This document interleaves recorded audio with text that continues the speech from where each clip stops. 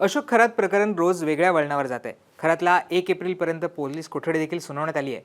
पोलिसांनी खरातची रिमांड मागताना महत्त्वाच्या गोष्टींचा उल्लेख केला होता.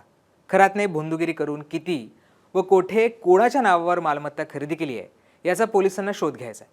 त्याचबरोबर खरातला आणखी कोणी मदत केली आहे का याचा देखील पोलिसांना तपास करायचा आहे आणि त्यामुळेच खरातच्या कोठडीची पोलिसांनी मागणी केली होती. यामध्ये खरातच्या आर्थिक मालमत्तेचा तपास करायचा आहे. हा मुद्दा महत्त्वाचा आहे. खरातने करोडो रुपयांची प्रॉपर्टी जमवल्याचं समोर आलंय. खरातच्या शिवनिका संस्थानाची स्थापना ही 13 ऑगस्ट 2009ला झाली आहे. विविध माध्यमांमध्ये आलेल्या बातम्यांनुसार 2018 मध्ये शिवनिका ट्रस्टची केवळ 4 लाखांची उलाढाल होती. परंतु 2024 पर्यंत या ट्रस्टने कोट्यवधी रुपयांची उलाढाल केल्याचं समोर आलंय. आम्ही खरातच्या जी ट्रस्टची वेबसाईट आहे त्याच्यावर जाण्याचा प्रयत्न केला, परंतु ती वेबसाईट सध्या बंद असल्याचं तिच्यापर्यंत पोहोचू शकत नाहीये. खरातच्या ट्रस्टची आता पोलिसांकडून चौकशी केली जाण्याची शक्यता आहे.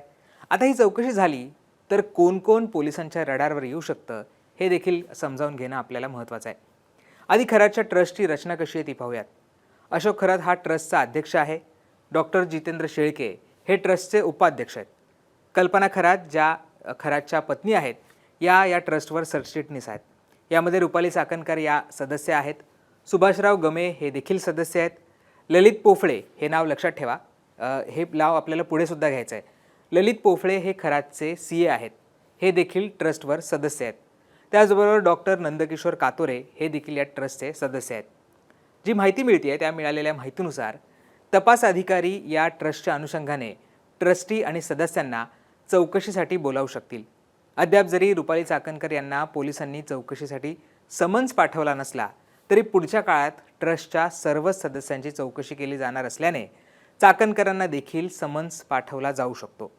जसं मी सुरुवातीला म्हटलं त्याप्रमाणे सुरुवातीला केवळ लाखांमध्ये उलाढाल असलेल्या खरातच्या ट्रस्टची 2024 पर्यंत करोडोंमध्ये उलाढाल सुरू झाली आहे.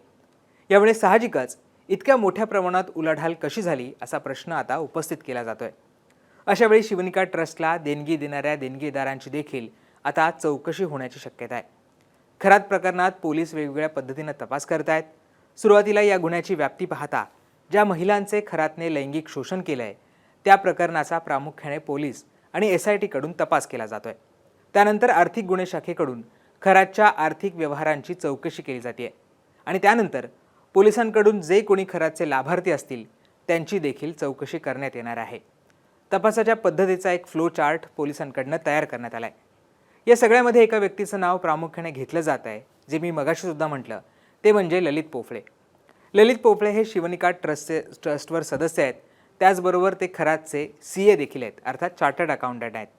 खरातने अनेकांना गंडा घालून मोठी मालमत्ता जमावली होती. या सगळ्याचा विनियोग खरातने कसा केला आहे, त्याला पोफळे यांनी याच्यामध्ये काही मदत केली आहे का, या सगळ्याचा तपास आता पोलिसांना करायचा आहे. त्यामुळे पोफळे यांची देखील चौकशी आता पोलिसांकडनं होण्याची शक्यता आहे आणि या चौकशीमधनं विविध खुलासे सुद्धा समोर येण्याची शक्यता आहे.